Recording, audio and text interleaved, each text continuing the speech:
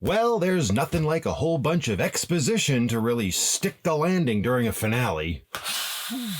This isn't going to be a review of the Loki series as a whole. Well, not an in-depth one anyway. My thoughts on the show?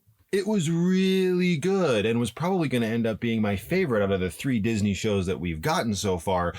But then that last episode happened and I don't know what they were thinking. In case you haven't seen Loki yet, this is your spoiler warning. I won't be going into too much here, but stuff is bound to come up. Now, I said I didn't know what they were thinking, but let's be honest, it's Disney and Marvel. They're creating even more reasons for us to stick around and give them even more money for the next 10 years, just like we did for the last 10 years. But my problem is that Loki was doing so well right up until that last episode. Aside from a couple of those episodes that felt a little bit like filler, it was all very enjoyable. But the finale just wastes its time with the big baddie just blabbing on and on and on. You know, I've seen that once before, and it was boring then. The build-up was great, the intrigue was high. Loki and Sylvie going to stick it to the bad guy and settle the score. Sure, it was probably never going to go down that way. Twists are inevitable at this point. And okay, we got a little bit of a toss-up between Loki and Sylvie when they had their gone baby gone moment. But one sword fight, nay, sword tiff, does not a good finale make. Let's talk about that bad guy. Who the hell is he? Kang the Conqueror? Who the hell is that? What's really stupid is that I had to look it up online. And well, I'm sure that's probably something almost every Marvel fan does at this point. It's not a great storytelling technique. I get it. That's on me. I didn't have to look it up. But the show didn't give me any answers. He's just some guy. At one point, someone called him a conqueror. Actually, it might even have been him who called himself a conqueror. And that was the only hint that we got at it. And then we see this giant statue looming over the TVA at the end when Loki makes his way back. And then smash to credits. No explanation, no clarification, just more questions. And don't get me wrong, I'm one of those weirdos that really likes Lost, so I'm very familiar with the concept of questions piling up on top of other questions. But with Lost, I knew the next season would most likely more or less sort it out. Here, I don't know if I have to wait for Loki season 2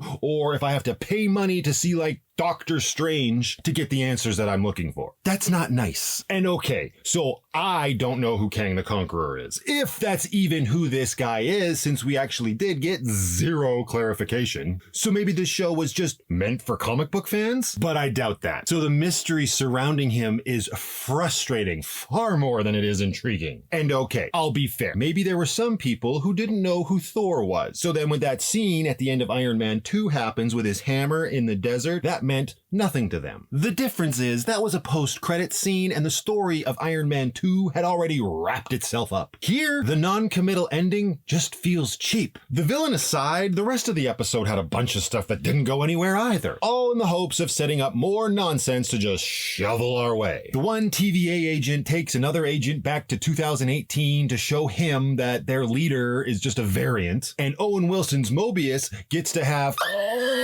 a conversation with that leader. That again goes nowhere and honestly felt like a conversation I feel they had already had a couple episodes prior. I mean, if you enjoy people talking for 45 minutes when you were actually expecting action and resolution, then you're really going to enjoy episode 6. Seriously, it was all talking and further setup with almost no payoff. I say almost no payoff because the two Lokis kissed each other, and I assume that was payoff for someone.